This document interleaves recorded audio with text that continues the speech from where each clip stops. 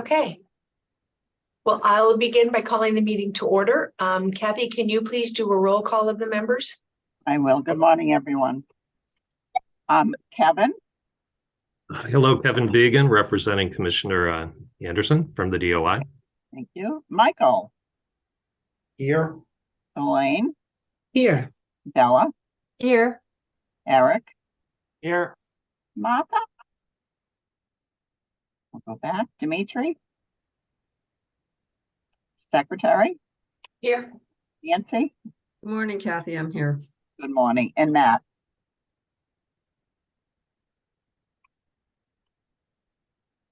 Okay. Okay.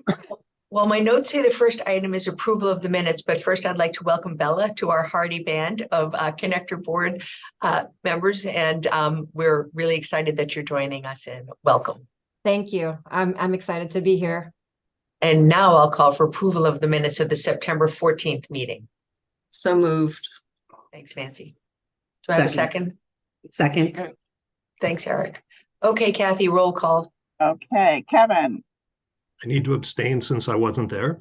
Okay. Michael? Approve. Elaine? Approve. Bela? Abstain. Eric? Approve. I'm going to ask Martha. Dimitri? Secretary? Approve. Nancy? Approve. And I'll ask for Matt. Okay, that's everyone. Thank you. And that motion I can carry. I think we have a quorum. So the Yeah. next agenda item is the executive director's report. So please take it away, Audrey. Sounds good. Thank you, Secretary. Good morning and welcome to today's meeting. It is our very first one during this very important open enrollment period. First, I would like to echo the Secretary in extending a welcome to our newest board member, Bela Gorman, who was appointed by Governor Healy to serve as the actuary representative on this board. Bela is a partner at Oliver Wyman and has extensive knowledge of the Massachusetts healthcare landscape. Her work includes studying the impacts of merging the individual and small group markets following the state's landmark health reform law back in 2006, studying provider prices and modeling the impact of various healthcare policies on insured markets on behalf of a number of our sister agencies like the DOI, the Attorney General's Office, and the Health Policy Commission. Over the years, Bela has also worked closely with the Connector's policy and plan management team, so she comes to this board with a uniquely strong understanding of our policy and program work. Welcome, Bela. We are so glad that you are on this board. Turning to our agenda today, one of our items is a request for your final vote on regulations for the 2-year pilot expansion of the ConnectorCare program from 300 to 500% of the federal poverty level. These regulations are the same ones that you approved on an emergency basis back in August, and with your vote, we can complete this final step of the approval process today. The expansion, which takes place for plan year 2024, is a centerpiece of the open enrollment period that started last Wednesday, November 1st. We are so appreciative that Governor Healy highlighted this historic change in her remarks at yesterday's HPC cost trend hearing as one of the cornerstones of the work this administration is doing on affordability, equity, and competitiveness. Coming into this open enrollment, we know that the major policy changes for this year, not only the income expansion of ConnectorCare, but also finally being able to include all 8 of our on-marketplace carriers in the program for the first time ever, creates an opportunity for our members and new applicants to lower their healthcare costs and avail themselves of more plan choices. Add on top the ongoing MassHealth redetermination process and the thousands of people a month coming from MassHealth and in need of Connector coverage. This is easily the most important open enrollment for the Health Connector in a decade. We had a successful open enrollment opening last Wednesday after our amazing and very well caffeinated team worked overnight to update the website and the system to welcome shoppers. We had a great kickoff event in East Boston on November 1st with a team of us posting flyers and local businesses throughout Day Square, talking to media and getting the word out about open enrollment. While it is still very early, we are seeing signs of increased activity, with enrollments of renewing and new members considerably up compared to this point last year. We have seen a total of about 2,500 people between 300 and 500% of the federal poverty level having plans selected or enrolled in an expanded ConnectorCare plan. We will continue to make sure that the Health Connector remains highly visible throughout the open enrollment period, particularly in mid-December as we get up to the big December 23rd enrollment and payment deadline for people to sign up for coverage to start the new year with, and we will provide you with updates throughout. Today's agenda also includes presentations in part or in whole from two sister agency colleagues whose partnership we are grateful for. As has been the case throughout the redetermination process, a representative from MassHealth leadership team, Chief of Staff and Senior Advisor Elizabeth Denniston, is here to provide an update on MassHealth's ongoing work at this midway point of the redetermination process. Massachusetts has been more successful thus far than many states in maintaining coverage for residents, and a big reason for that is the work we have been continuously engaged in so closely with MassHealth and our colleagues at Healthcare for All. We held our last joint press conference of the fall on Monday at the State House with EHS Undersecretary Mahania, legislative leaders, MassHealth, Healthcare for All, and representatives from the 38 community-based organizations and canvassers that have been so committed and energized in getting the word out to people about how to stay covered. Their canvassers have knocked on 424,000 doors across the Commonwealth and had 116,000 live conversations, amplifying the work MassHealth and the Connector are doing to make sure people stay covered, whether it's remaining with MassHealth or coming to the Connector. Thus far, more than 50,000 people have come into Health Connector plans after losing MassHealth coverage, which has helped fuel a 25% increase in overall enrollment at the Connector this year, back up over the 250,000 enrollment threshold. We anticipate that things will get even busier as we get through the fall and winter as redeterminations continue. Also today, Kevin Began, the Deputy Commissioner of the Division of Insurance, joins us to talk about the DOI's rate review process. At our September board meeting and throughout the seal of approval process, the cost of health insurance and affordability concerns has appropriately been a central topic of this board's dialogue and questions. Today, Kevin will walk through DOI's process and the key factors it considers when reviewing rates. Thank you again to Kevin and Elizabeth for joining us and providing us with your updates and detail on your agency's work. I'm looking forward to their presentations and your input. And finally, thank you again to this board for your ongoing support and your engagement on these vital endeavors to bring more people than ever before into affordable, meaningful coverage. And thank you, as always, to my extraordinary team whose dedication to this work continues to make a difference in the lives of the residents we serve together. With that, let's get into today's agenda, and I will hand it back to Secretary Walsh. Thank you. And we have a full agenda, and what we did was we moved the business up front so we could have a conversation with DOI sort of towards the back. So we'll do some more of the routine business up front. Although the first one up is a vote on the will require a vote, and it's a presentation of the finalization of emergency amendments to the Connector program regulations, and Andrew Egan will kick off this presentation. Thank you, Secretary, and good morning, members of the board. As you can see, I'm here today to ask the board to vote on finalizing our amendments to our Connector program regulations, expanding eligibility for ConnectorCare. So as you will recall, in August, we came to the board to request emergency amendments to our Connector program regulations to expand eligibility for ConnectorCare from 300 to 500% of the federal poverty level. This is to implement a 2-year pilot program, which was included in the fiscal year 2024 state budget. We did expand eligibility and have begun relying on that authority to determine individuals into eligibility for the expanded ConnectorCare range starting for January. Because we followed an emergency amendment process, we needed to take some additional steps to finalize those regulations, including having a public hearing. So I'll just briefly review those process steps. Next slide, please.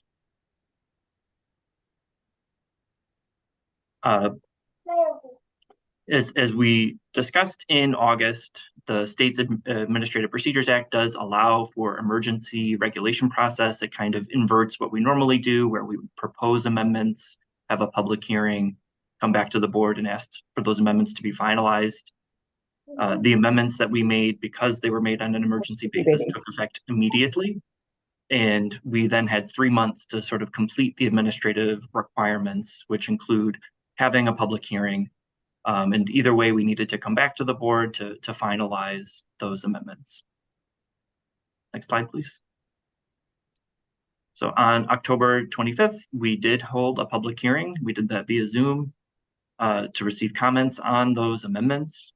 We were also accepting written comments. We had no attendance to the public hearing and we received no written comments. Because we had no comments, we are recommending no further changes to the amendments that we made in August. And therefore, we are coming today to the board to request that you finalize those emergency amendments without further changes.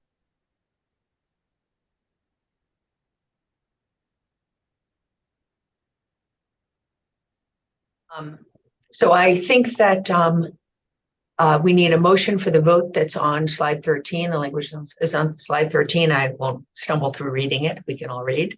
And I'll ask for a motion in a second. So moved. Thank you, Seconded. Nancy. Thanks, Mike.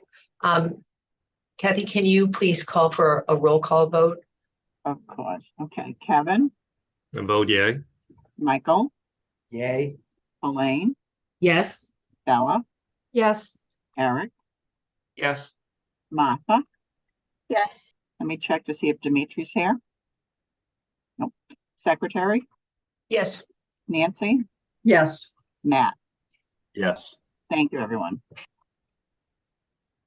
Thank you. Well, keep yourselves unmuted because we have another vote coming up. This is a highly controversial item next, which is I'm going to call for a vote to add Nancy Turnbull and Bela Gorman to the Health Connectors A&F Subcommittee and appoint Commissioner Turnbull as the chair of that subcommittee.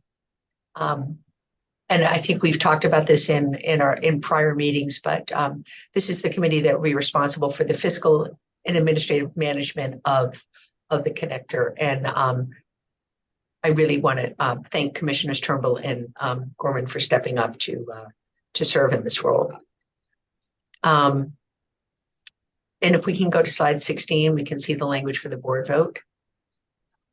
And again, I need a motion and a second. Motion. Seconded. Thanks, Elaine. Thanks, Mike. Okay, we need a roll call. Vote, please. Okay, Kevin, Yes. Michael, Yes. Elaine, Yes. Eric, Yes. Martha, Yes. Secretary, Yes. Matt. Yes. Do I ask for Nancy? Or Bella? I think I abstain. Okay. I think I abstain too. I wanted to include you. A little like 7th grade class president or something. Well, Bella and I are feverishly working on our victory speeches. Yeah, okay, good. Yes. Yeah, free Hoping pizza for in the a debate. cafeteria. But I guess I should say the motion carries. Thank you all. And thank you most importantly to Bella and Nancy for serving yet again. Thank you. Okay, the next item is a presentation on redeterminations.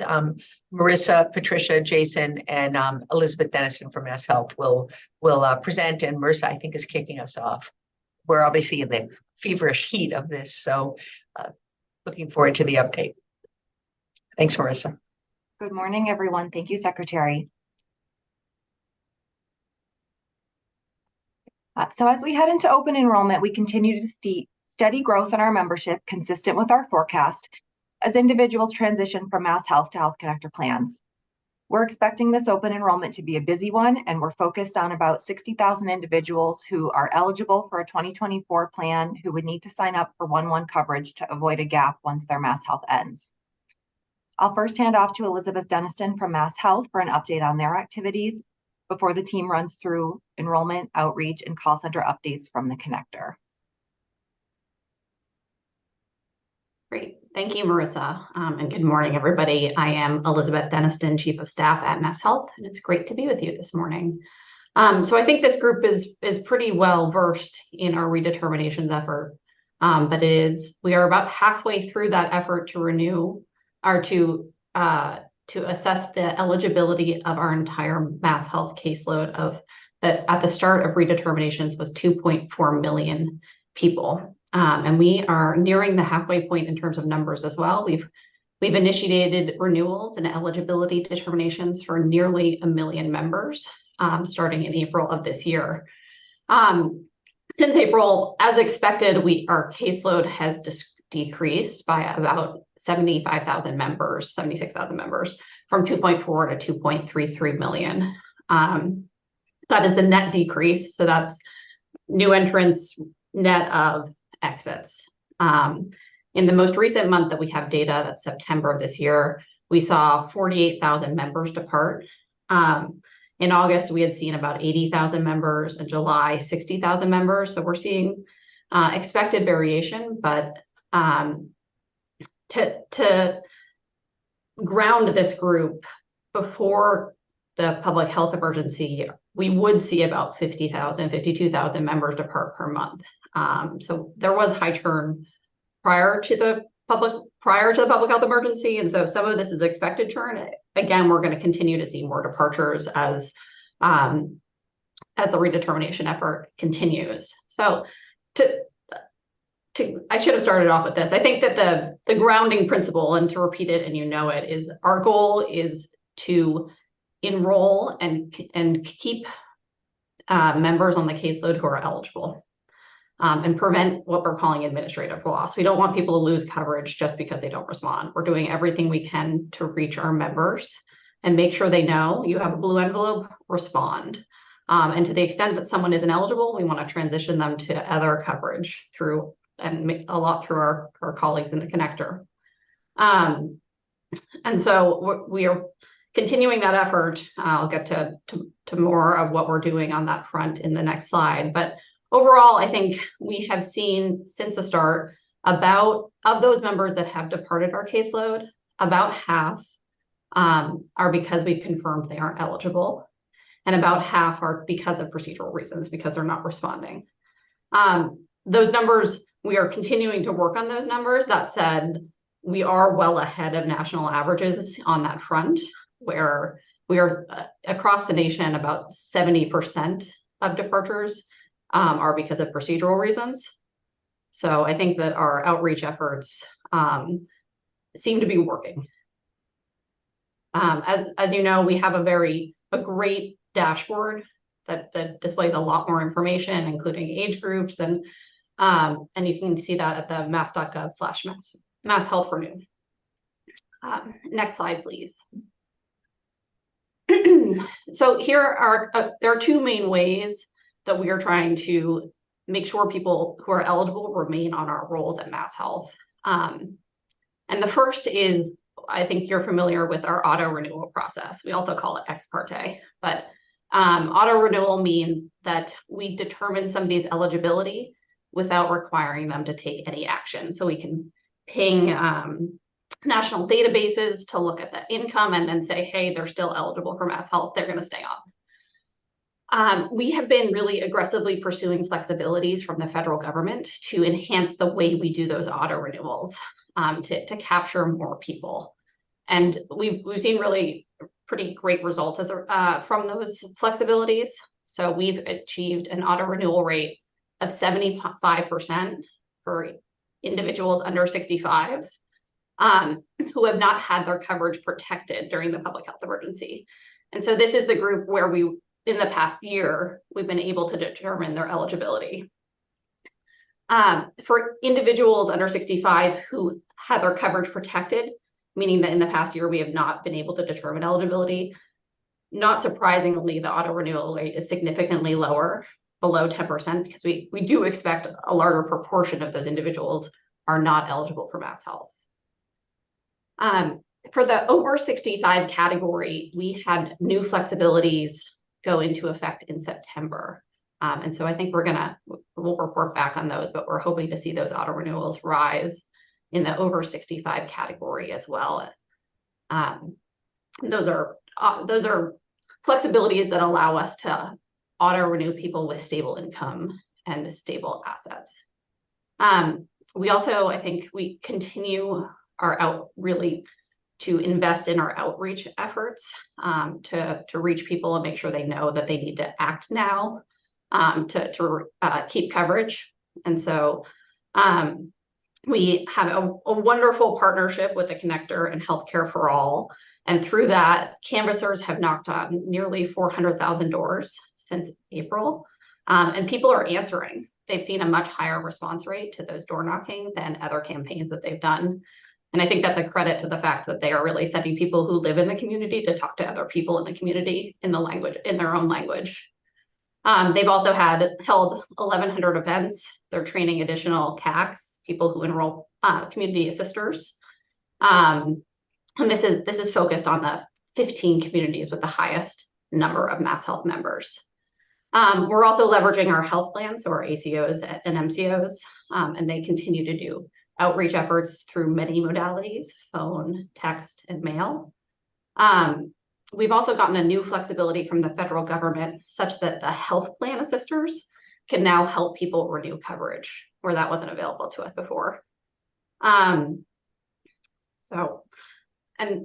it's not on the page, but we are at the tail end of another campaign. We contracted with ASG, a media company, to do an outreach campaign in 36 additional communities in addition to the 15, in 4 languages, in English, Spanish, Haitian Creole, and Brazilian Portuguese, to reach people through digital and print media through things like Telemundo, Haitian radio, and we've seen really good engagement with those ads. They're well above the benchmarks and the industry averages.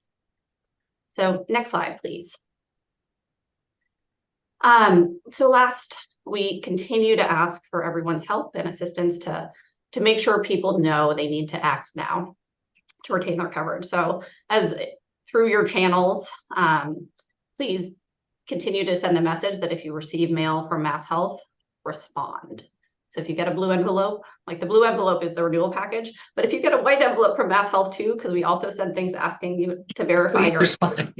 Yeah, respond no matter what color your envelope is from MassHealth. And if you lose coverage, if you come back within 90 days, we're going to backdate that coverage the day you lost coverage if you're eligible. So we're really focused on maintaining continuous coverage for those that are eligible. So I've thrown a lot of information at you, so I will pause there for any questions. Commissioners have any questions? I mean, it's been an enormous effort and a great partnership with the Connector, with Healthcare for All and the MassHealth team. Audrey, Elizabeth, can you take a minute on, call center wait times and things like that, the things that keep you up at night? Yeah, so I think our call center has been seeing the volume growing.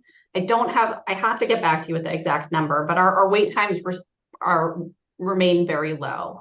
We did really staff up. We have a lot of people at our call center. And so we are well below the national benchmark of what we're required to be. I'll get that exact number for you. No, but the process is going as well as it can. It is going as well as it can. I think we're seeing higher volumes. They've ticked up this month and we're watching it very closely to make sure we have enough people, but it's been going well. Thank you. Any other questions or comments? Nancy has her hand up. Oh, sorry, I didn't see it. That's okay. Good morning, Secretary. Elizabeth, first of all, thank you so much for coming and briefing us and for all of the work you and your colleagues are doing. This might be not an unfair question, but I think, as you know better than I, there's so many moving pieces right now. There are people moving from MassHealth who will stay in MassHealth. There's MassHealth to ConnectorCare. There's MassHealth to unsubsidized. There's do you, and I guess this could be a question for any of our government colleagues. Do you feel like we have a good sense yet of what the totality of what's happening is in terms of ultimately, what increase or not there may be in people who are uninsured? And if not, when will we sort of know that? So I don't think we have a complete answer as you could have predicted. I think we're going to continue to work with CHIA and our partner sister agencies to track the uninsured rate. That said, and Marissa can speak to this and Audrey in more detail, I think we're seeing really good uptake for members who are transitioning from MassHealth to the Connector. We're seeing between 23 and 25%, which is above the national average, I think, and it speaks to the outreach efforts of the Connector and MassHealth to do that. As to the larger picture, we don't have a good sense of if people are transitioning to commercial coverage or not. I would hope the answer is yes in Massachusetts. I think Kevin may have more information. I think so far our uninsured rate, I don't think has ticked up a bit, but I shouldn't speak to that. I need to go look at that. The other data point that we're tracking very carefully is, I think, that the number of people who are returning to MassHealth after just a few months, 0 to 3, 6 to 9, 9 to 12. And those numbers are way below our pre-COVID average, which we can't obviously attribute causation, but is telling us we're not having people leaving our caseload a lot of people leaving our caseload who are actually eligible. It's a really good signal for us. Yeah. That again, not causation, but it's much below. So I'll let Kevin, are you jumping in to speak to this or ask a question? Just to add a few tidbits. We've been trying to track membership since COVID-19 to make sure we saw how membership went up and down. We've been following membership on a monthly basis this year, and it has been a switch just from MassHealth into the commercial market. We're not seeing any general trends with coverage actually going down. We'll need to do this for another year to actually follow and see where everything is going. But as expected, as the public roles are going down, the commercial roles are increasing. So I think it's working fairly well right now. I'd add one more little shout out. I think we at the Division of Insurance spend a good deal of time preparing our consumer staff to respond to questions and complaints. We have had very little complaint about this process, and I think both the Connector, the MassHealth program have done a good job, at least educating individuals where to go. And I'd add one last thing. This is for the Connector. We've had problems in the past when you type the Connector into Google, that the Connector would always have their website 10 down the list, and people would go to phony websites. If you type in Connector now, it's number 1. So I think it's very good, the efforts the Connector has had to try to give good information in the market. Thank you. Thanks, Kevin. Elizabeth, can I ask you one other question, or I'm happy to have Eric go and circle back if we have time? No, go ahead. You have the floor. Yeah, my question's actually not related to this, but I've been curious when MassHealth recontracted its ACO program a number of months ago, there were some enormous shifts among plans as different ACOs changed their contracting. Are you all seeing any effect of that or anticipating any effect of that into the redetermination process as maybe people's ended up in plans that were different than the ones they had initially joined? I've just been curious how these two things have or haven't come together. It's a good question, and one I haven't been asked before. I'll ask Ryan Schwartz what he's seeing. Overall, we saw a really, really smooth transition. I should say shockingly so by government standards. And we did extend the period to allow people to continue to see their original PCP in some plans where we did see some challenges, but overall it was really smooth. And we've just had incredible engagement from our ACOs and health plans in terms of the outreach efforts. I think perhaps that's Ryan would speak to this in more detail. As somebody who formerly ran a plan, I think the interests of the plan were really aligned, particularly if they were also selling on the Connector to keep their members kind of with them in one product or the other. So I feel like, and particularly, the people who were apt to be redetermined off were healthier. So, kind of better risk even in the Medicaid world. So I feel like, the plan's interests, the program's interests, and the patient's interests were actually really aligned through this transition. There were rules about who could contact who when, and there were some initial, border skirmishes about that. But I feel like it was, the presence of the Connector, Connector's premium supported products and their importance to those plans, at least to WellSense, which I represented at the time, was I think really helpful and it wasn't perfect, but I think it was, and also the commitment to keep people with their PCP, which was really the most important part of it. But I feel Eric and then Fellaine. Sorry to jump the line, Eric. Yeah, thank you, Secretary. I was just going to say that from the employer and broker perspective, we are seeing additional enrollees coming off of MassHealth into their employer plans. And I want to commend the group here for all the PR work they had done leading up to and into this year, because employers were ready, understood what was happening from what I see on the ground. Great. Feline. Hi, good morning, Elizabeth. You mentioned the outreach that has been done with our, English as a second language, media, public relations, and I'm curious if you've seen kind of more or less engagement from that outreach, just really what the impact has been into the population where they're not always likely to engage, but the efforts are being made. I'm just curious. It's a great question, Feline. So I can't speak to data or more comprehensively. I think anecdotally, we're hearing from Healthcare for All that yes, they are getting great engagement from the non-English speaking communities that they are reaching out to. I think largely because the canvassers are part of the community and speaking in their language. I think the best data metric I have is I just was going through the dashboard that our media company provided us regarding like the Google ads and click through in the Spanish language ads.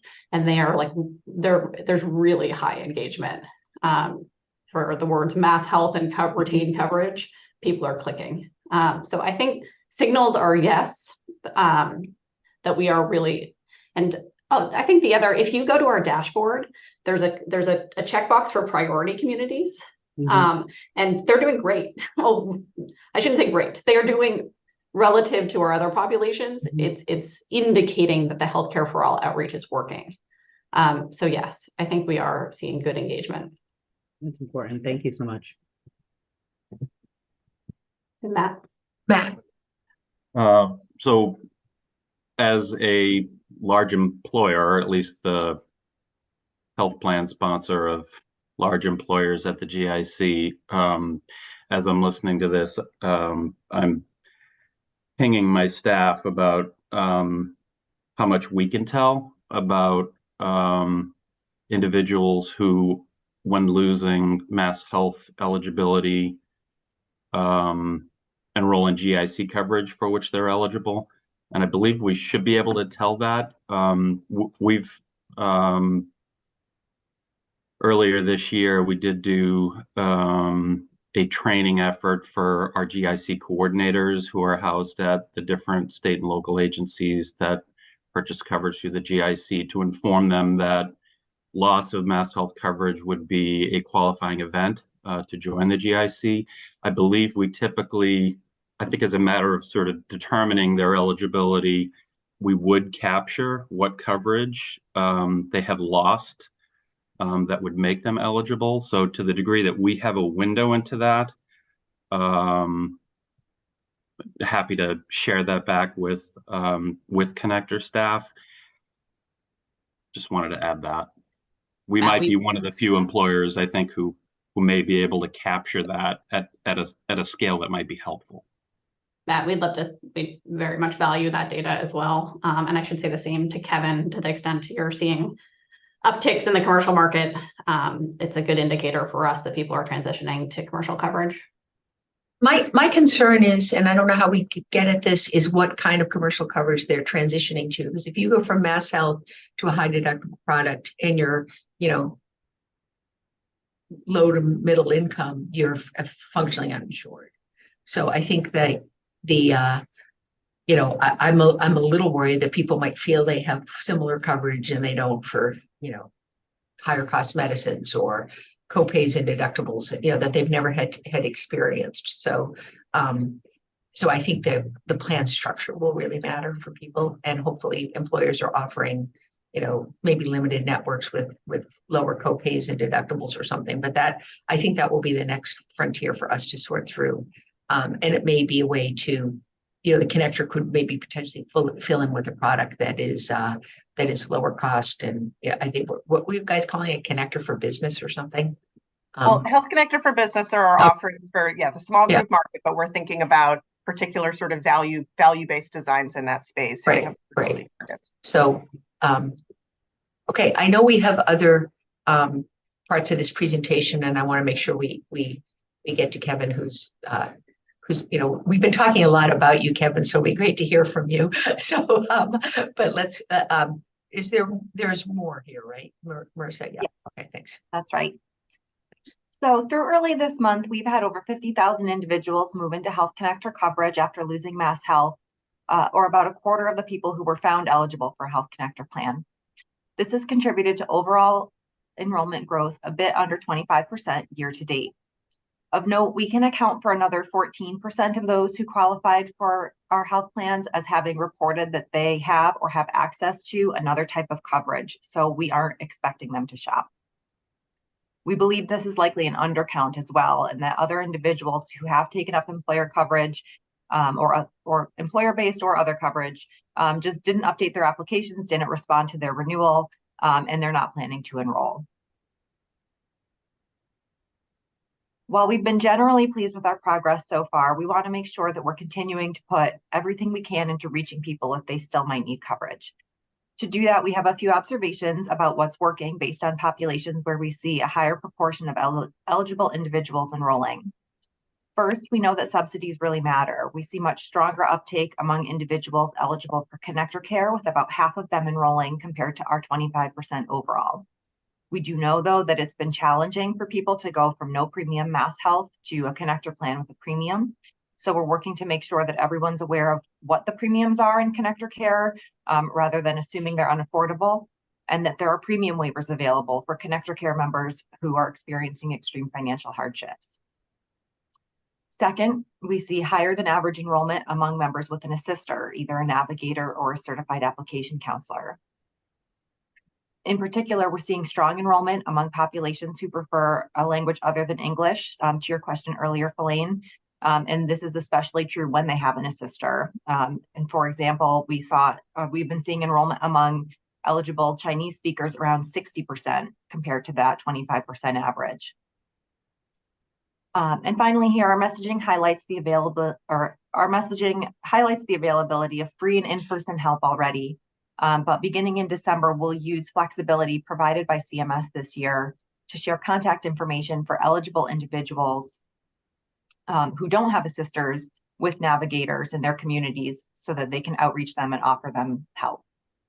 We're talking to some of the assisters in both high and lower performing communities to gather qualitative data about what's working and what barriers remain, and then how we can share those lessons learned across the assister community. And then lastly here, we're seeing that our outreach is effective, with a correlation between more paid media spots and higher enrollments.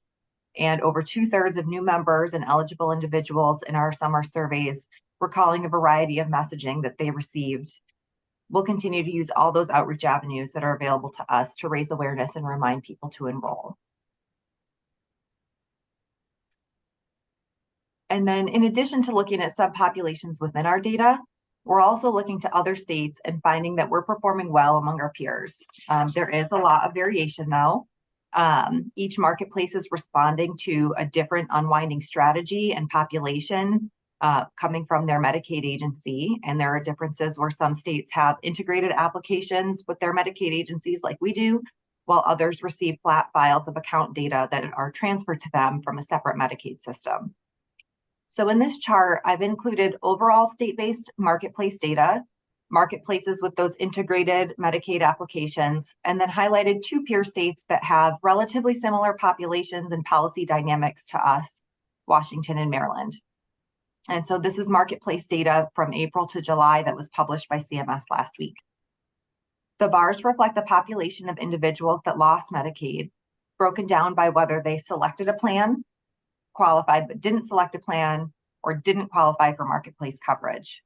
So we're above the marketplace average for plan selections, and we're pretty consistent with Washington and Maryland on that front.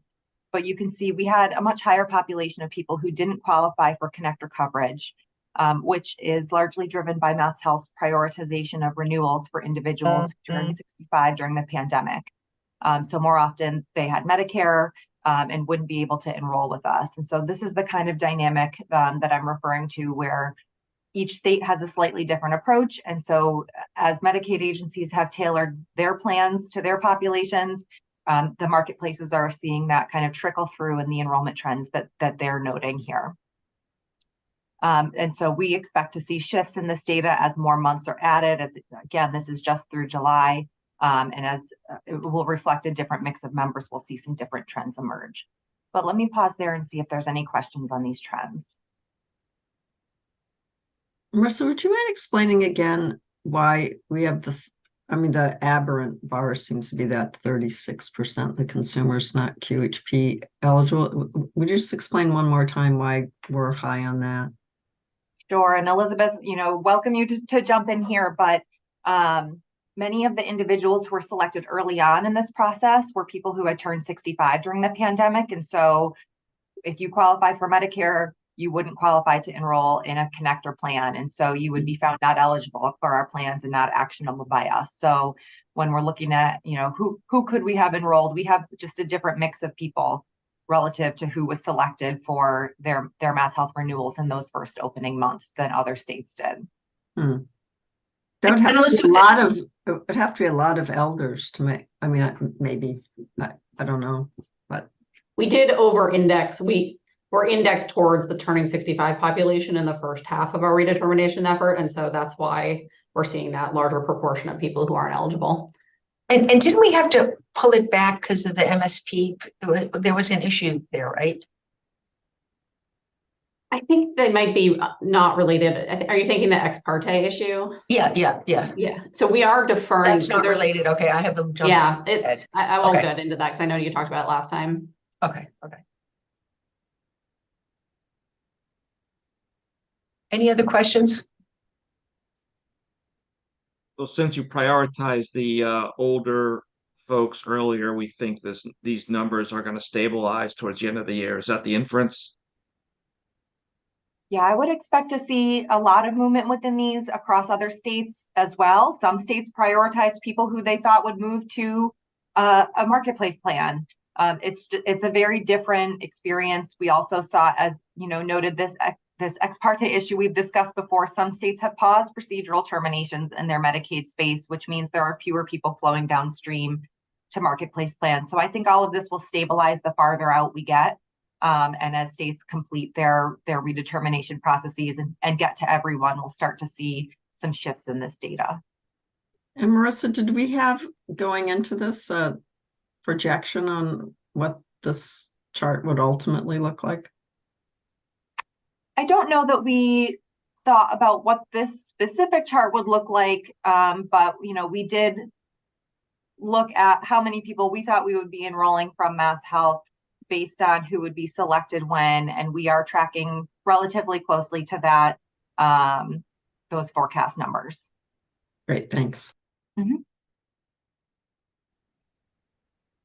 No other questions? I can hand over to Jason.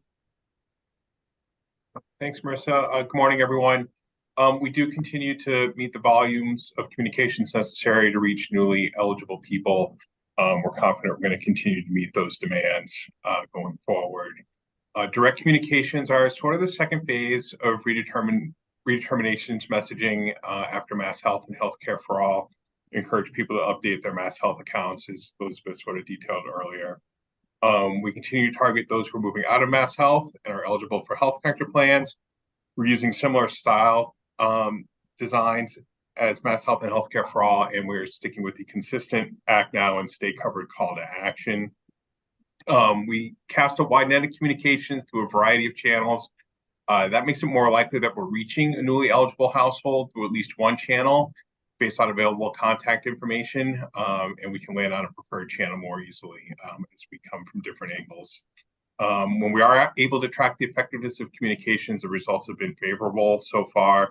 Trish will talk a little bit more about the outbound call campaign in a minute, but that's contacted someone on 70% of the calls made, which is a really good hit rate. Historically, we see email open rates in the mid-30s, which is really pretty good. But on redet email communications, we've been consistently over 50% throughout the campaign, which is great. A new member survey this summer found 68% of new members and 48% of former MassHealth members remember seeing communication from the Health Connector. A similar survey of eligible but unenrolled found 67% remembered a communication from us, and 80% of MassHealth members remember receiving something. So the word is getting out. We're still looking at available data to try to discern if specific messages or types are resonating best. Thus far, it appears as if people are at least getting the message and remembering them, which is good. We're going to continue on our direct communications on redeterminations through open enrollment and beyond, providing the same contact to people who are last out of MassHealth at the end of the redetermination process. Next slide, Marissa. Thank you. We remain very active in communities around the state on redeterminations, even while we turn the spigot on for open enrollment. There will be some overlapping information during the next few months as we continue to really hammer away at REDET's messaging along with the general visibility of open enrollment. Probably a good example of that is our ongoing information webinar series, which we hold monthly. We held one yesterday. It was our first advanced sellout with 490 people signing up for it. So we're really starting to see REDETs and open enrollment populations together, which will be consistent over the next few months as we get through open enrollment. We've worked to create events that match with the MassHealth and Healthcare for All communities of focus, and have been able to reach people who most need enrollment support. We found that 55% of people who make an appointment for one of our enrollment events to see a navigator are Spanish or Portuguese speakers, and 37% of those are Spanish.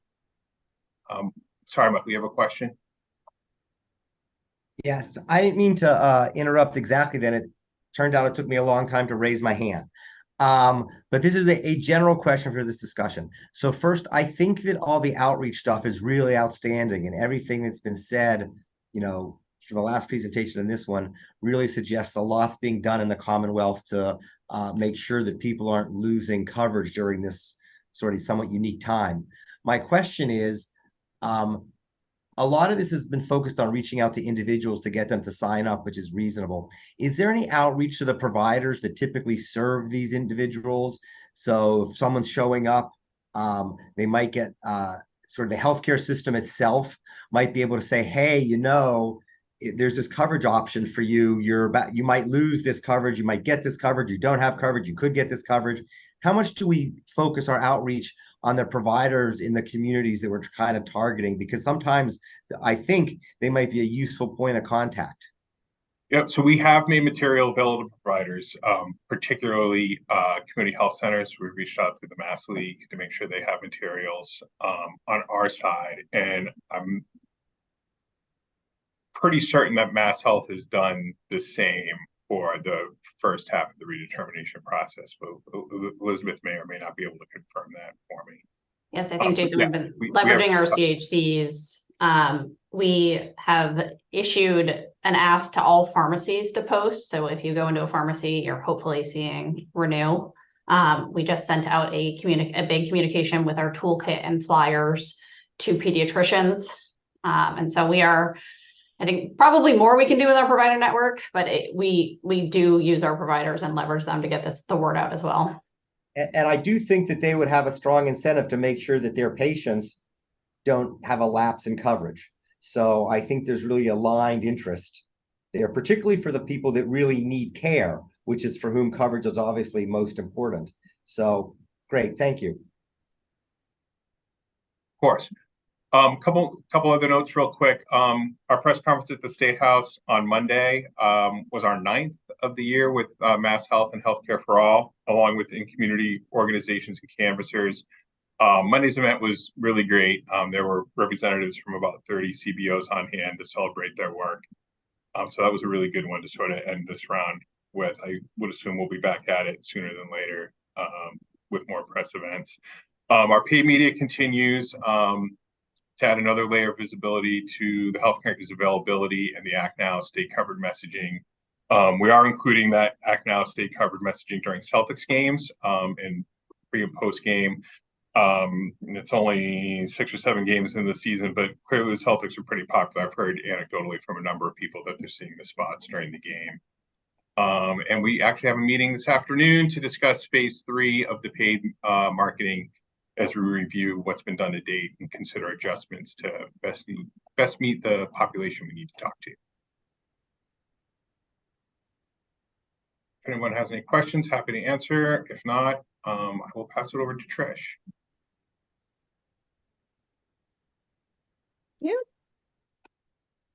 Good morning. I just have a quick overview of both contact center and supporting vendor activities. In October, like MassHealth, we saw an increase of our incoming calls. It was a little bit over 13,000 from September. Our service level decreased slightly from a little bit under 93% to slightly over 87%. However, our abandonment rate is pretty steadily below 2%. We were at 1.85%. Industry standard is about 3%, so we're doing very well with abandonment rate. So far in November, our service levels have bounced back slightly, and as of end of day yesterday, we were at 90.53%, so definitely trending in the correct direction. And we continue to work closely with our contact center vendor Accenture to ensure correct staffing levels based on daily, weekly, and historical open enrollment trends. On the next slide, we have total numbers on our outreach campaigns, which have been performed by our second vendor, Maximus.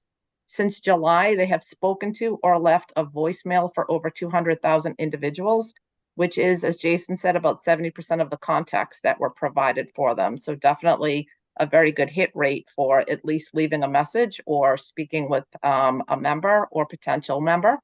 In addition to outbound calls, Maximus has also been assisting with back office document processing during busy contact center intervals to ensure that we continue to meet our turnaround times for document processing. Anyone has any questions? Otherwise, I can turn it, I think, back over to Marissa. No, I think, Trish, just to say, this is really wonderful performance in the face of rising levels. So thank you for everything you and your colleagues are doing. Thank you. So we look forward to returning with more information about how open enrollment's going with regards to transitions from MassHealth. And in the coming months, we expect to have more data available about enrollment trends in the broader market that might tell us whether people are migrating into employer-sponsored coverage. And of course, we still have a lot of work to do before this process is over, and we'll keep in close touch as that goes on. Thank you, Marissa and the team. That was great. Any questions before we move on? Okay. So the final item on the agenda, and it really is, Kevin's going to be doing some presenting, but it really is an opportunity for us to talk about the opportunities and challenges that we have through the rate filing process to increase affordability or improve affordability in our state. So Kevin will kick us off, but hopefully we'll have a robust discussion. And thanks. Thank you, Secretary. For those who don't know me, I'm Kevin Began from the Division of Insurance. I heard there was a little talk at the last session, and I also heard there was some talk also at the HPC yesterday about what the DOI does for rate review. So I welcome to be here today. I've been with the Division of Insurance for 29 years, and in those 29 years, I've seen the evolution of many insurance markets and also for health rate review. I actually am very interested to see many of my former colleagues that are actually on this call, whether it's Martha, Matt, or Nancy, work for the Division of Insurance. So I think this is something that we have seen changes over 29 years. I want to make you aware of them. Technically, if you don't mind, to the next screen, the DOI has as its primary mission to monitor the solvency of licensees in order to promote a healthy, responsive, and willing market for consumers who purchase insurance products. We highlight that as one of our primary objectives to make sure that the insurance companies that do business in Massachusetts are able to keep their promises. A significant part of the Division of Insurance is devoted to look at the financial solvency of all the companies within the market Working within the NAIC, we need to make sure companies continue to have the financial resources to stay afloat. Over the years, we've been involved in many reviews of companies that needed some type of oversight, whether it was Minuteman Health Plan, Harvard Pilgrim, Bay State Healthcare in the past. It's necessary for the DOI to always make sure we understand the companies in our market need to have sufficient resources in order to operate in the market. Beyond the solvency, we need to protect consumer interests, and it's our prime importance to make sure we safeguard all the consumer interests and provide accurate and unbiased information so consumers can make decisions. And by intervening on behalf of consumers who believe they have been victimized by unfair business practices, our role is, one, to balance both the consumer interests and also the financial solvency of the company. My role is partly to look at the rates for the Massachusetts market and make sure as we look at the rates for health insurance that they're able to fit that balanced approach, keeping companies solvent and also meeting the needs for consumers. The next page. I'll concentrate on merge market health rate filings because I think that's really most apropos for the connector. The merge market, as you know, constitutes the individual and small group merge market together. We're the only state in the union that actually does have a merge market. Since 2010, merge market health filings have been reviewed according to our small group law, Mass General Law, Chapter 176J, and our Regulation 211, CMR 66. Through the fourth quarter of 2023, we did review carrier rate filings quarterly. Carriers submitted their rates at least 90 days before they were intended to become effective, and the DOI had 45 days after receiving the rates to actually complete its review. We recognized we needed to look at some reforms to the market. There was a small group advisory group put together 4 years ago that looked at how we should look at rate filings a little bit differently. And we did make changes so that beginning with the calendar year 2024 rates that are coming up, carriers are now submitting filings annually. It allows the division to not be in the carousel of reviewing a filing as soon as it actually completes one, starting one again. Now, carriers submit rates on May 15th in the year prior to the rates being effective. This started this last May 15th for calendar year 2024, and it will continue that we do this on an annual basis. This past year, 2023, was an awkward year because we were reviewing quarterly rates for 2023 while we were doing the calendar year rates, but next year should be much easier. We also needed to improve the transparency of the process. Carriers are now required to send in a standardized rate filing summary that's made public and includes the following information: the list of products that are part of the filing that are going to be offered in the merge market, the key drivers that each company has identified within their filing are the ones that are actually pushing for the proposed rate change, the range of rate changes and the overall average proposed rate change for all the products the company is going to offer in the market, and then the number of renewing eligible individuals and renewing eligible small groups and small group members. This year, the Division of Insurance took all the information for all the companies, did summarize it, and put it on our website within 10 business days of May 15th. So it was right after Memorial Day. We also initiated holding public sessions so that we did hold a public session in mid-June so that the carriers each would need to explain their filing and the reason for the rate changes, and to allow the public to raise issues the DOI to consider in reviewing these filings. We did hold this year's session in mid-June. Each carrier did present their information. We did have a smattering of the public attend. We look to increase that and make sure the public is more aware and involved in the process going forward. We then spent the time after the hearing to actually then do our review. I'll go through a little more on next slides about what we do when we review, but we needed to complete our review by mid-August in order to meet the connector timelines. We are aware that the connector has some rigid timelines to get information into their system so we can make it available for open enrollment. We completed our review by mid-August, and we published a summary of final rates that actually was put on our website in September, not only for those who are buying on the connector, but also for those who are buying off the connector. I'll pause for a minute just to see if there's anyone that has any questions just about the changes that we've made before I go into the process. No takers, then I'll go to the next slide. So when we do get rate increases, we need to gather a great deal of information from each company.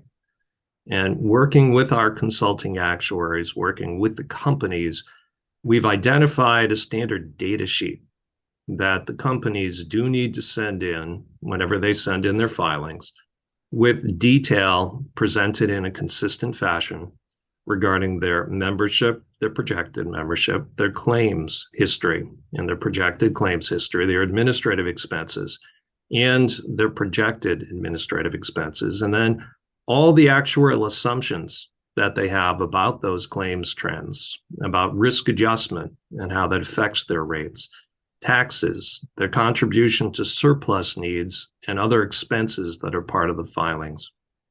As soon as we do get the rate filing, it's assigned to an independent actuary. Although we have an actuary in-house that oversees the roles of the independent actuaries, we've relied upon our consultants, both from Oliver Wyman and in the past Gorman Actuarial, to review all the filed assumptions and then challenge all the projections within the filings. Many times it's a matter of finding miscalculations in the filings and correcting them so we can make sure that we have a correct file to work with. The consulting actuaries then develop a report of their findings to the DOI about any debatable assumptions, and the DOI staff then engages with each of the carriers to address any of the debatable assumptions. These may be assumptions about whether there is going to be an uptick in telehealth expenses that's going to increase premiums, whether it may be COVID-related vaccine costs that they need to build in. We have a healthy conversation with each of the companies expressing where we believe their assumptions are either wrong or too conservative, and how we believe they need to make adjustments to their rate filing. If the DOI is satisfied that a filing meets all the applicable statutory and regulatory requirements, it's placed on file and may be used by a carrier. If, however, the final rates that the company proposes do not meet the DOI standards, the DOI will disapprove the filing and the carrier will have the opportunity to request a hearing. Next slide. So the review authority that we have emanates from Chapter 176J and 211 CMR 66. And the key authority that we have is the authority to disapprove rates. We do not have the authority to modify rate filings. When a company forwards a rate filing, and I'll use an example that says the rates are going to be going up by 12%, we cannot dictate that the rates will only go up by 10%. Instead, we can disapprove the filing if we believe that the filing is unjustified. Although there have been attempts in the past to request the legislature to consider moving to modify, we have not had those changes and it continues to be disapproved. And when we disapprove, there are some clear standards. The DOI will presumptively disapprove rates if the projected medical loss ratio is under 88%, meaning that the projected claims payments in relation to projected premium revenue is under 88%. If the carrier has a contribution to surplus, which is called profit for profit companies, is greater than 1.9%, the amount of money they're putting aside for a rainy day to actually handle COVID-like situations. Administrative expenses increased by more than the medical CPI for Boston area. Any filing that comes in and does not meet any of these standards is immediately disapproved, and we initiate a hearing. In addition to the presumptive disapproval standards, we look to see whether rates are excessive, whether they're inadequate or unreasonable in relation to the benefits charged. These are not clearly defined within the law, but we obviously look at the financial situation of the company to see about the adequacy of the rates. We look at all the components of the filing to identify whether we can see that the rates are, in our opinion, excessive. And regarding unreasonable in relation to the benefits charged, we even look on certain of the benefits to see whether they are identifying costs for individual benefits that are beyond what we think is reasonable. In addition, if any filed rating factor change is discriminatory or not actuarially sound, we can disapprove filing.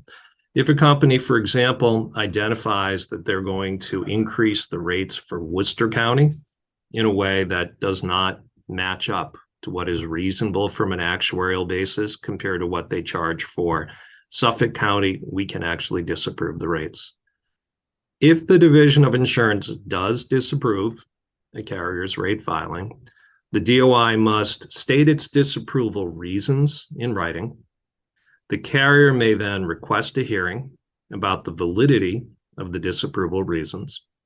The rates for the carrier are then frozen at prior year rates when offered in the market. And if the disapproval is ultimately overturned, the filed rate may go into effect. Again, using the example, the company does file for a 12% rate increase. The division disapproves it. The rates that then go to market are ones without any rate increase. But if the Division of Insurance's disapproval is overturned, the 12% rate increase is then applied. One more slide and then I'll pause for questions. So the question often is asked, well, has the Division of Insurance ever disapproved rates? And we have. In April 2010, we did disapprove all the rates in the market for merged market that were increasing by more than 7.7%. Ironically, the two companies that were not disapproved were Aetna and United Healthcare because they limited their rate changes to 7.7%. All other carriers were disapproved, and after they were disapproved, then carriers called administrative hearings about the disapprovals. There was general confusion about what products and rates would be available in the market. As I mentioned, the companies went to market with the rates before an increase. The hearings were not completed until after small employers and individuals chose plans, and then certain DOI disapprovals were overturned and rates were retroactively applied. More recently, in January of 2021, Always Health Partners did apply to the division and filed for a rate increase that was over 12%. We initiated hearings right after the filing did come in, and that was January of 2021, but the hearings didn't get initiated until February of 2021. These were for rates that were going into effect for small employers in April of 2021. Always in the DOI had numerous negotiations in February and in early March to find an acceptable rate outside the hearing process so that Always rates could be available for small groups going through the April 2021 renewals. It was obvious the time was too short, and it's part of the reason why the Division of Insurance started the changes this year to get rates earlier. If we need to initiate hearings anytime in the future, we're able to do it much sooner than just 45 days before the rates become effective. Again, I'll pause here just to see if there are any questions about the process we've used and even how things have gone over the recent past. Okay, hearing none. Actually, Kevin, there are a couple. Sorry, didn't see the hand. I think Mike and Nancy. Nancy, Do you first? want to wait about, do you have, if you have additional slides, I can hold mine off because it has to do with the standards used in the process. A few more. They're minor. I can Okay. actually wait. Michael had a question as well. Michael, do you want to ask a specific question or? I can also wait, and it may relate to the standards, but you know what? I'm not as polite as Nancy, so I'm going to ask my question, and feel free to not answer if you're going to cover it in future slides. Sure. When you see the assumptions from all the different carriers and you judge them for their quote reasonableness, do you see the distribution of those assumptions? So say you wanted to know the reasonableness, you mentioned in the presentation, costs for COVID vaccines or whatever it's going to happen to be. Do you compare the assumptions across the carriers and you see some carriers are much more aggressive than others to determine reasonableness? Or is there some other approach that you use to decide what the standard should be? No, it's a great question. We actually do look across all the carriers. And one of the benefits we have for our independent actuaries, we meet with them weekly, at least, after the filings come in, so that they can compare what they're seeing in the filings, and we can likewise be aware of what we're seeing. There are definitely companies that have been outliers with what they put in some of the assumptions. There's been one company that will put in a 0.5 percentage point for hemophiliac drugs that no one else will put in. Another will put in costs for telehealth expenditures that no one else will put in. They are immediately challenged because we don't see any reason that one of those companies should have assumptions that are different than others, and they're part of the assumptions we always push back on. Yeah. And if I understand correctly, those assumptions are actually not public. They're just things that the DOI gets to review. Yes and no. I think you'll be able to look at the division's new website. And what we did include in the public information section was each of the company's projected drivers for the rate changes. And I think as you look through that, it now includes information about their claims trends, their projections for utilization, for risk adjustment, and some of these features. And as an example, I know there was one company that put in an assumption that had to do with additional costs for being on the connector. So any and all of those are weighed against each other. And we specifically had one sheet that was our summary sheet that put all of the drivers down so that it could represent how each of the companies put things in and how they differed from one and another. Thank you. There's only a few more slides. So if we can just see the market as it evolved this year. For calendar year 2024, as I mentioned, the company sent in their rates on May 15th. The average was for a 3.6% rate increase. May 30th, we put the summaries on our website. June 14th, we held information sessions.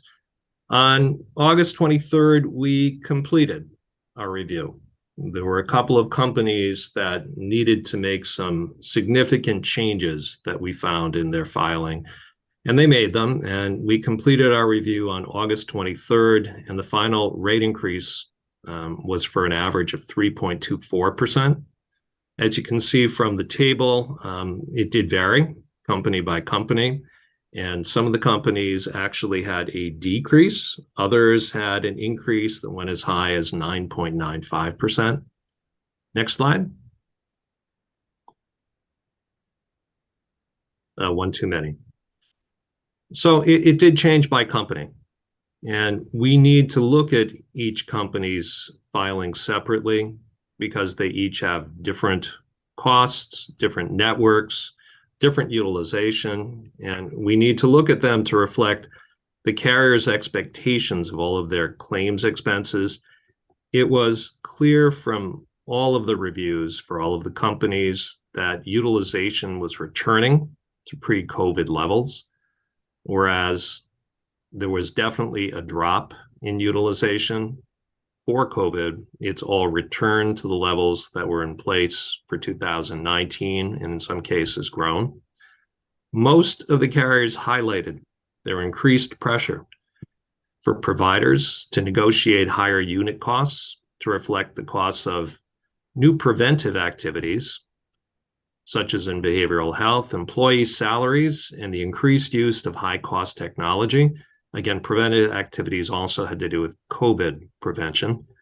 Some pointed out the cost of new pharmaceuticals, vaccines, and also increased testing, and some pointed out increased costs for certain behavioral health care, including new behavioral health care services for children and adolescents.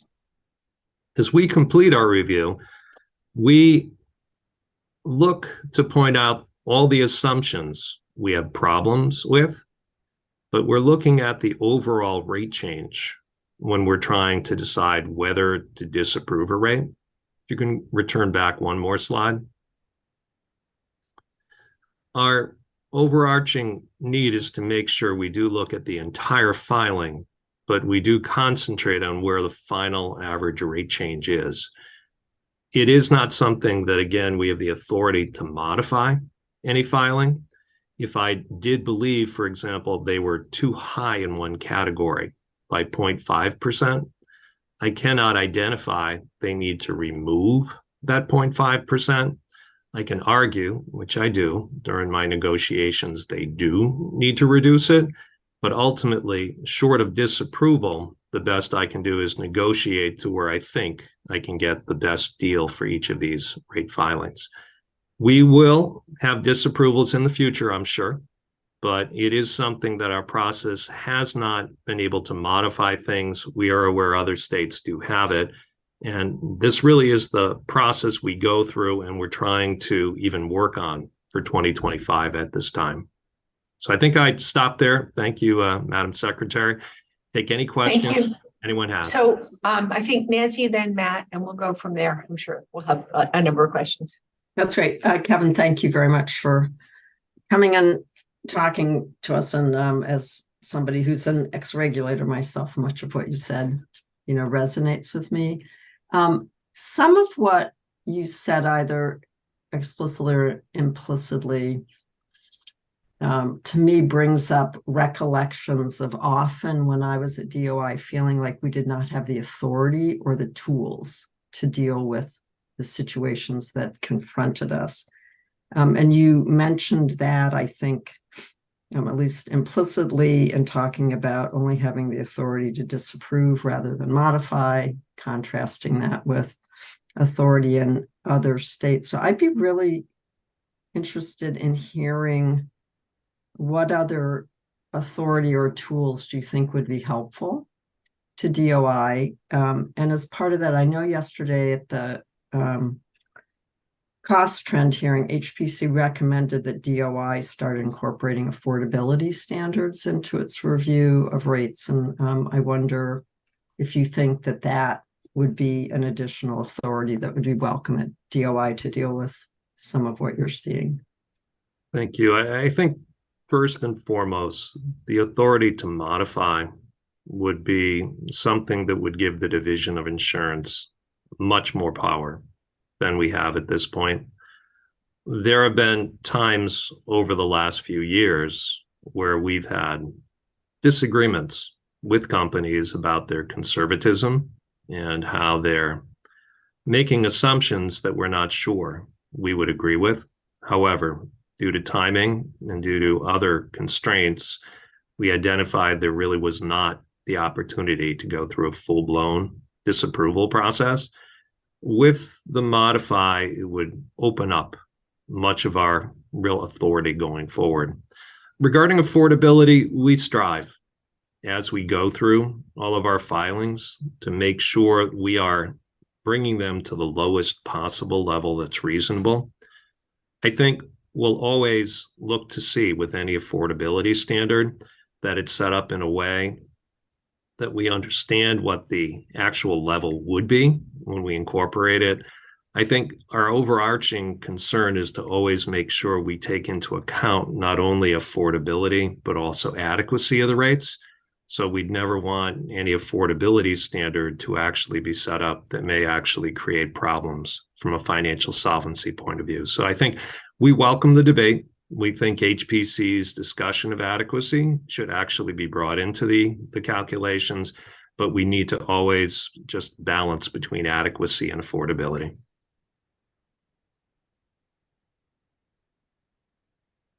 Matt? Thank you. Thanks, Kevin, for the presentation. Good to see you. Sorry to give you flashbacks again, Matt.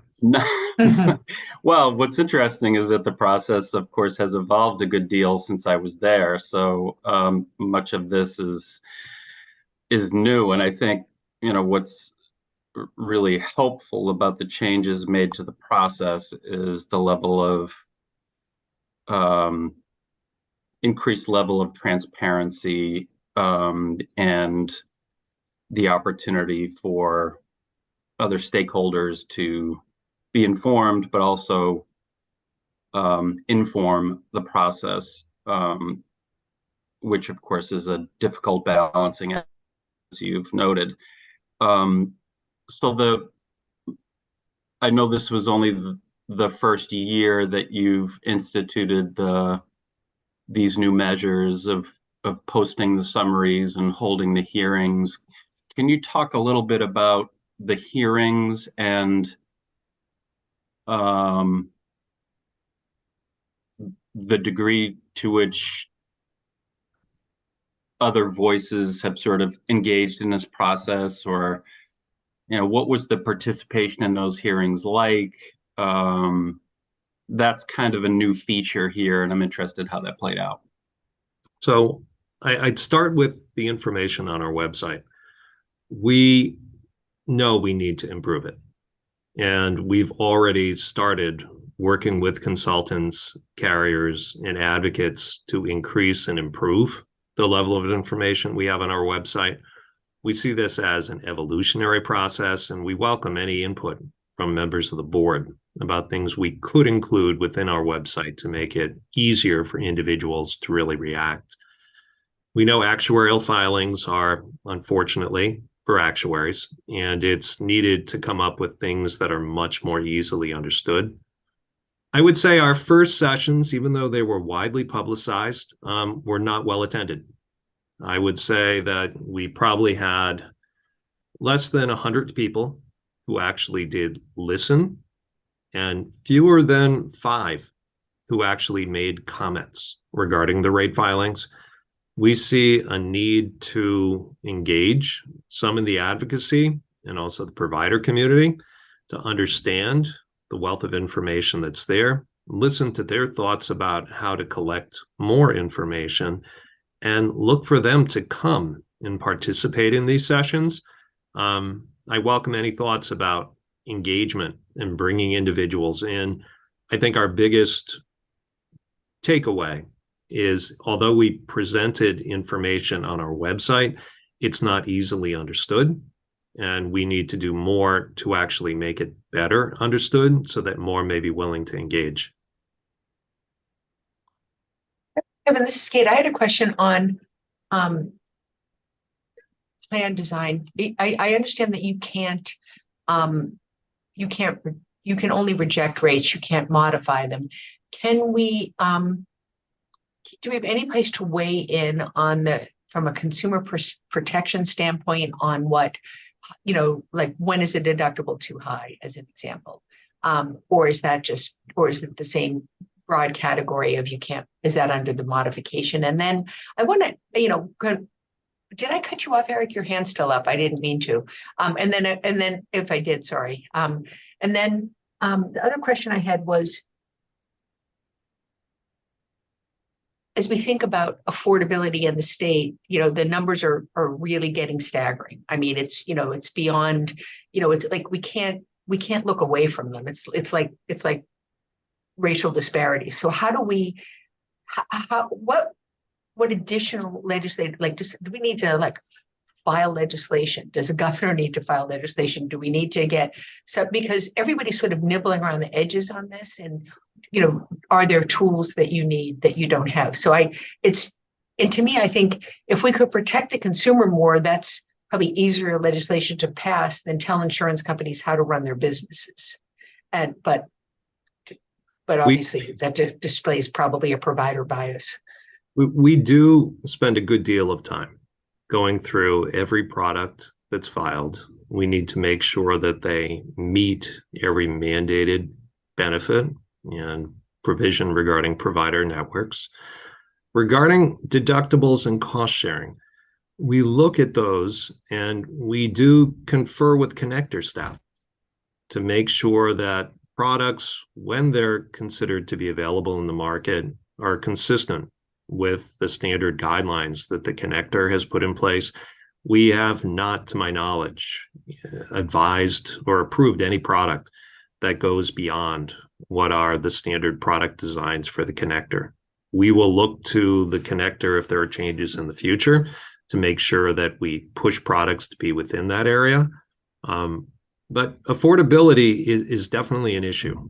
And I would say one thing that we've looked at in the past, whether it's a law or whether it's increased awareness, we acknowledge that there are many different products within the market, including limited network and tiered network products that don't have the take-up we would have expected. There are many individuals that don't need the full network products and may be happy with the smaller network products or the tiered network products. They are more affordable. And I think this is something that it'd be helpful to come up with ways to encourage them to be available, and maybe even for carriers to make those products available in a wider market. I'll give one example. BMC Health Plan, WellSense, they actually predominantly market and receive their members on the Connector.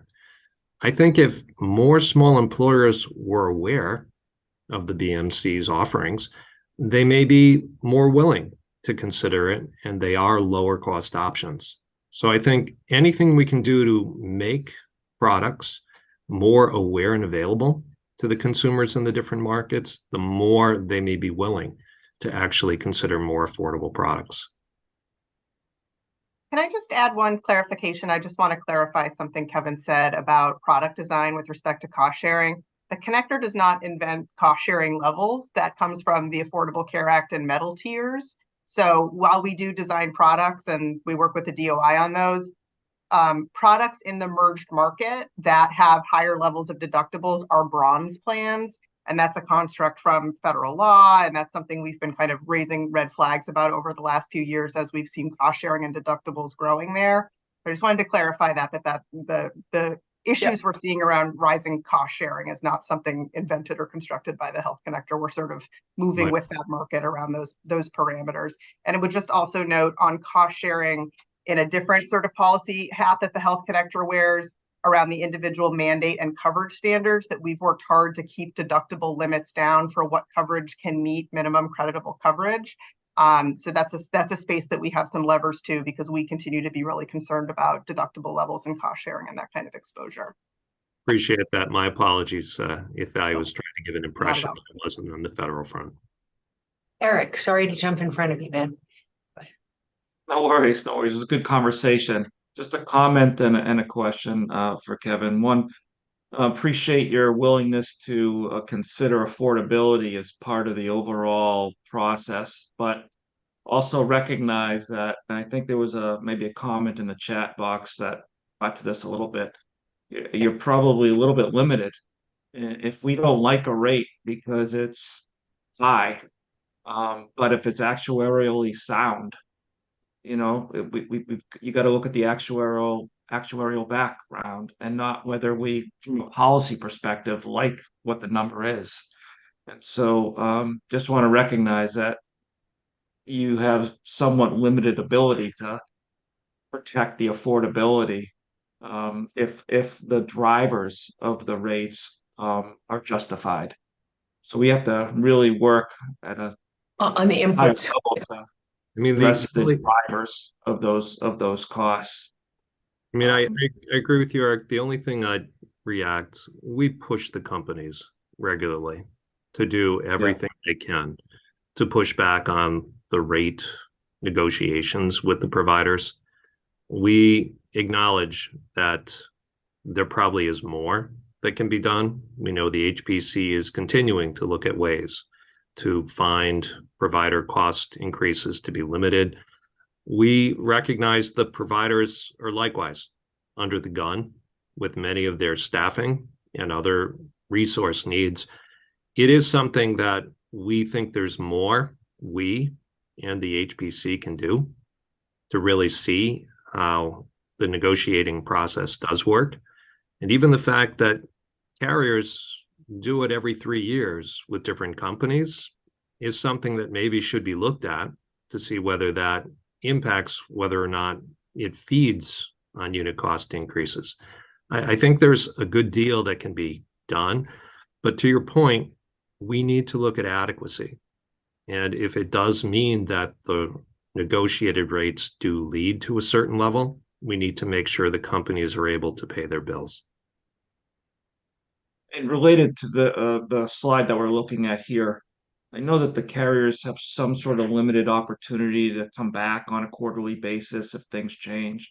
I'm wondering if you believe that these rates that are on the slide are going to be our rates in 2024, or do you expect there to be tweaks through the year? We expect these to be the rates. We did not build into our regulations the ability to come back during the year. Of course, if there are extreme circumstances where a company is in financial distress, if a disastrous catastrophe does happen, we may need to look at the need for rate filings. But as we approve the rates, we not only approve the rates for the first quarter, but even the trends that would apply in second, third, and fourth. So it is our understanding that the rates are final unless something dire does happen. Thanks, Kevin. Nancy. I suspect, Kevin, you and I will disagree about this, but based on my review of any of the plans we contract with, they're all in quite robust financial shape. And in fact, after their financial gains during COVID, many of them are in better shape than in decades. So, this tension between solvency and the level of the rates is a real one. But, I think we're in a nice position for the most part here right now to be aggressive on where we come down on that balance. And there was a time when we actually had different standards in the rate review. Years ago, we had standards that Blue Cross had to demonstrate effective cost containment in order to get. So I think there are a variety of ways in which we could strengthen the oversight authority that DOI has that could put pressure on different actors to really be much more aggressive about dealing with, what I think Secretary Walsh has rightly identified as, just an extraordinary crisis, I think. So. No, Nancy, do you feel like, just a clarifying question, Kevin, before you answer, do you feel like DOI could do that from a regulatory without a legislative change? Oh yeah, no, I don't want to speak to that. Not as okay. Because I think that I think there's a big difference between the two. Yeah. Oh no, this is not a criticism of any way of DOI, but I think if the tools that we have to address this problem as a Commonwealth and as a agency that is trying to make affordable coverage available to people are not adequate, I think we need to think hard and creatively about what additional tools might work. And I look forward. One of the many reasons I'm very excited to have Bela on the board is she has a national perspective on this. So I think talking with her and others, are there any tools and techniques that other states are using that are being effective in this area? So I only wanted to respond regarding cost effectiveness. There is part of each filing that companies are required to present information regarding cost effectiveness. And Nancy's comment regarding the financial situation for companies, they're not all in the same situation. And we have to treat them all independently because some are not as robust as others. And we need to always recognize that it can change very quickly. So I understand your point. I understand that things may be rosier than they had been for a while, but we have also seen companies change their situation within a year or two, and always have to be on the lookout for that. But your point is well taken. And I share your pain about that, as having presided over a couple insolvencies during my career. It's the worst thing ever. So it's something I don't minimize that at all. Nope. Duly noted, though, it is something that needs to be brought into account. I would continue to highlight the disapproval authority is important, but it also is one that does create headaches, especially when hearings can actually cause problems for rates being effective during certain timelines. And I know Audrey and I have talked a good deal about that. We look to August 23rd as a final date, and we need to always take that into account to make sure that rates are effective for the connector shelf.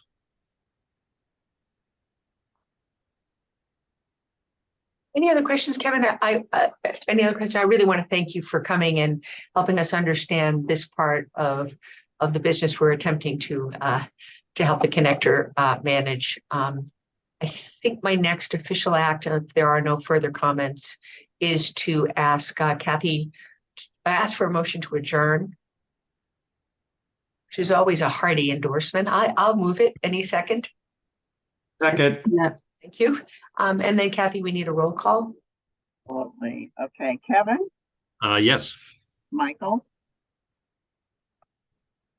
He had to leave early. Okay, thank you. Elaine, Yes. Bela, Yes. Eric, Yes. Martha, Yes. Secretary, Yes. Nancy. Although I could talk about insurance regulation all day, I very regrettably vote yes. Okay, and Nat. Yes. Thank you, everyone. Reluctant, yes. So again, welcome to Bela. Thanks to Kevin. Audrey, any final words for us before we adjourn? No, thank you so much to everyone. Great meeting, great discussions. Thank you for your ongoing support, and we'll be in touch. Thanks, everyone. See you soon. Thank you. Take care now. Bye, everybody. Thanks, Kevin. Take Thank care. you.